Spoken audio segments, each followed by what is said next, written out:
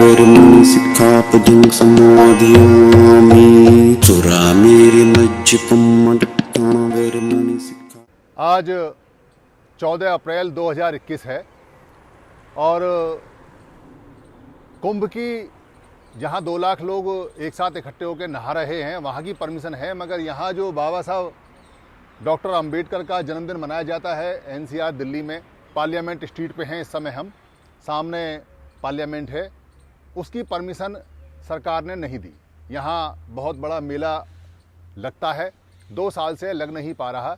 पिछले साल तो लॉकडाउन था, मगर इस साल लॉकडाउन नहीं है। मैंने एक वीडियो बनाई थी, लोगों को आना चाहिए।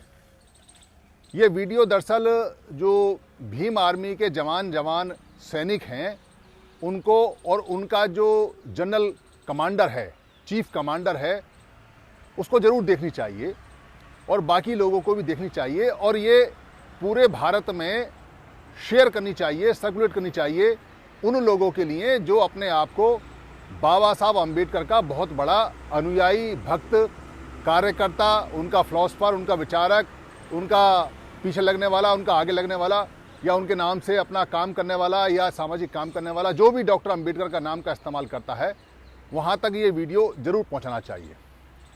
एक वीडियो में देख रहा था जो रतन लाल जी ने बनाई थी, उसमें जो भीम आर्मी के चीफ कमांडर जनरल हैं उनका एक इंटरव्यू था। वो कह रहे हैं कि अभी हम दिल्ली में एक ऑफिस नहीं बना पा रहे हैं।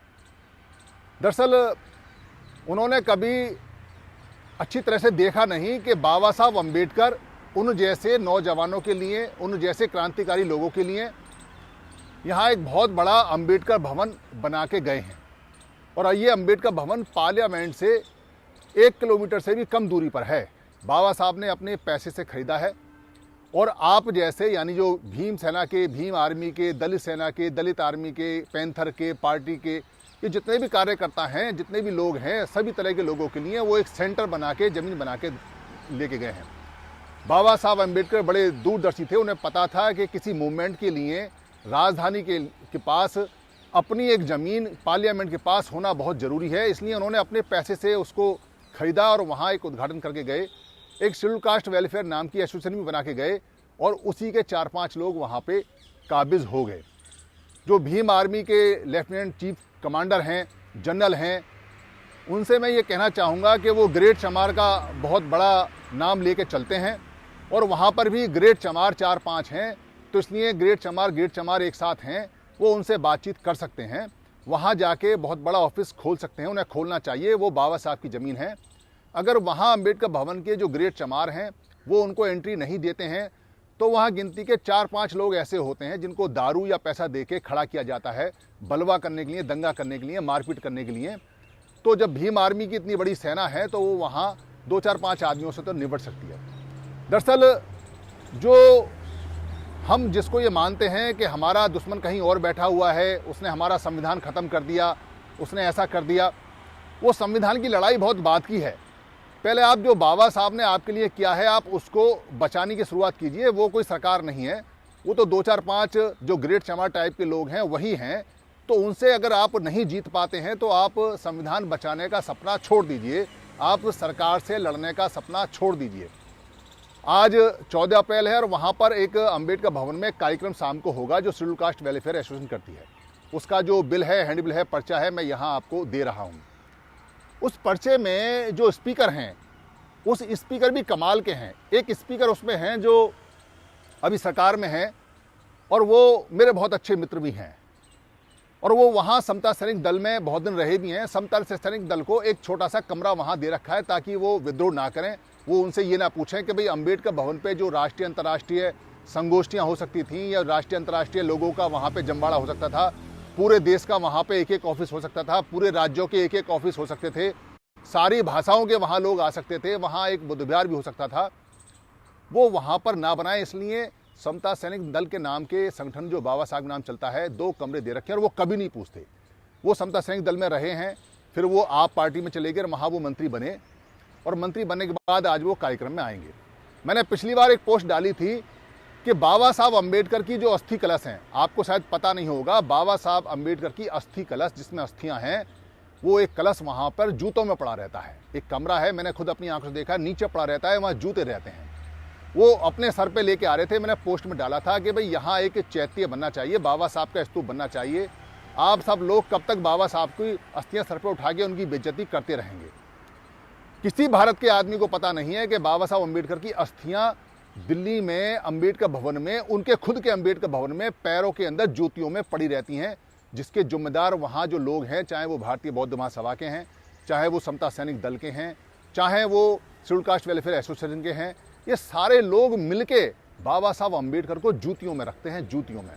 आपको यकीन ना हो तो आप जाके वहाँ कभी भी देख लेना, एक कमरा है जिसमें धूल अड़ी रहती है, किसी को पता नहीं है, और वो किसी को इस बात की हवा भी नहीं लगने देते कि यहाँ बाबा साहब की बेशकीमती अस्थियां रखी हुई हैं, जिन पे एक विशाल स्तूप बनना चाहिए था, जो बाबा साहब की खुद की ज़मीन है, क्योंकि इनके पिताजी की ज़मीन नहीं है, वो बाबा साहब ने खुद परचेज की थी। मगर ये स्तूप और उसको इसलिए नहीं बनाते ताकि लोग वहाँ आना जाएँ। तो मेरे मित्र हैं राजेंद्र पाल गौतम जी, और जो इस समय मंत्री हैं, उनसे निवेदन है कि आप भाषण में जा रहे हैं तो आप इस बात को क्यों नहीं उठाते कि ये अम्बेडकर भवन सबका है और यहाँ मुक्त होना चाहिए। और आप खुद एक ज़मीन के लिए लोगों से अपील कर रहे हैं, आप 5 करोड़ की एक ज़मीन खरीद रहे हैं दिल्ली के आउटर में आप ज़मीन खरीद रहे हैं, बहुत अच्छी बात है, पूरे भारत में खरीदें, मगर जो सेंटर बाबा साहब ने दिया है उसके बारे में क्या है? आप क्यों हार मान जाते हैं, क्यों नहीं कहते हैं इस बात को, और क्यों उस भाषण में जाते हैं और क्यों वहाँ जाके उनका मनोबल बढ़ाते हैं? आप क्यों बाइकाट नहीं करते हैं कि जब बाबा साहब अम्बेडकर की यहाँ अस्थियाँ रखी हुई हैं, उस पर एक स्तूप नहीं बन सकता, एक बुद्ध विहार नहीं बन सकता, एक बहुत बड़ा सेंटर नहीं बन सकता, बाबा साहब का सपना पूरा नहीं हो सकता, तो वहाँ जाके आप करेंगे क्या? क्या भाषण देंगे? जो दूसरे मान्यवर वहाँ जा रहे हैं वो सरकारी कर्मचारियों के एक नेता हैं, वो भी एक ज़मीन खरीदने के लिए गाजियाबाद में लोगों से अपील कर रहे हैं और पैसा इकट्ठा कर रहे हैं। अरे भाई, जब यहाँ अम्बेडकर भवन है तो आप इसमें क्यों नहीं अपना काम चलाते? क्यों वहाँ लोगों को परेशान कर रहे हैं? आप उनसे पैसा इकट्ठा करके यहाँ एक नेशनल सेंटर बनाइए ना, सारे कर्मचारियों के पूरे दफ्तर बनाइए ना, कौन आपको रोकता है? ये अगर आपके दोस्त हैं और आपको बुलाते हैं तो आप इनको कहते क्यों नहीं है? आप इनको ये बात क्यों नहीं बताते हैं कि ये बाबा साहब की ज़मीन है, बाबा साहब ने ली है, ये सभी शेड्यूल कास्ट के लोगों की है, 4-5 ग्रेड चमार की नहीं है। वो परिवार और जो लोग इस पर काबिज है उनको तो समाज बाद में देखेगा, क्योंकि समाज की हालत ऐसी ख़राब है कि संविधान ख़त्म हो चुका है, नौकरियां है नहीं, ज़मीन जायदाद है नहीं, काम धंधा है नहीं, प्राइवेट सेक्टर में जा रहा है और पूरा देश लगभग प्राइवेट सेक्टर के हाथ में चला गया है।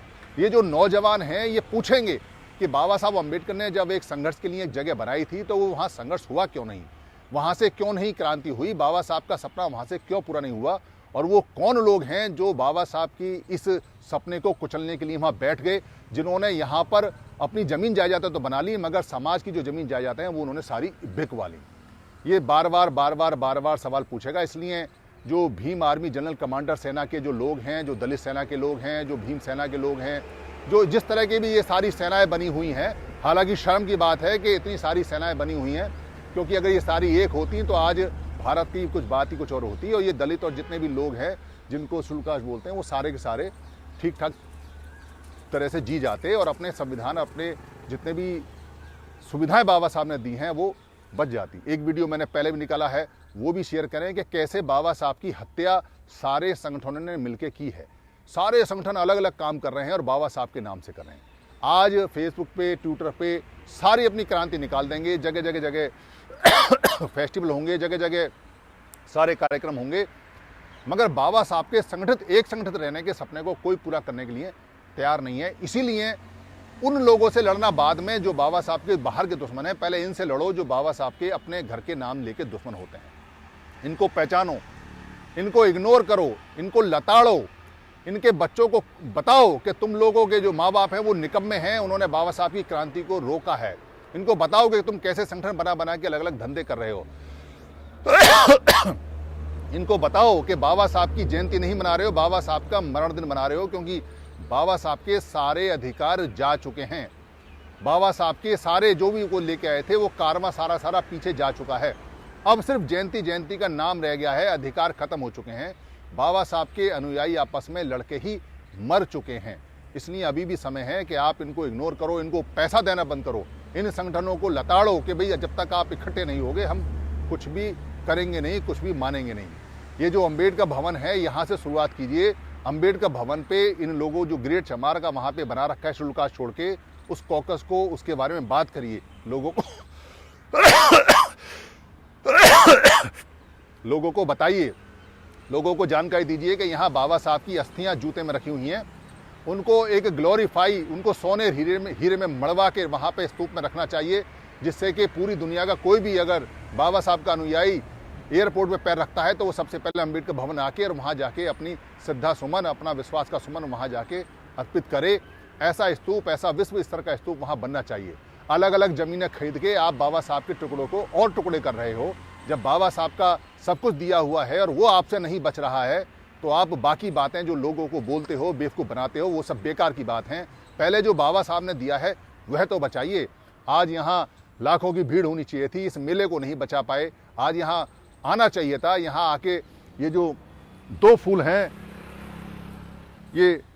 हैं श्रद्धा के, ये कहीं रख के जाते तो आज यहाँ भीड़ होती, यहाँ लोग आते, तो इस बात का तय होता कि ये मेला, चाहे सरकार इसकी अनुमति दे ना दे, मगर सड़क तो खुली थी, सड़क पर तो आना चाहिए था।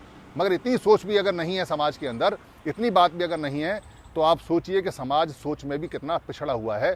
समाज के सारे नेता जो कि इकट्ठे होने की सोच नहीं रखते, वो कितने पिछड़े हुए हैं।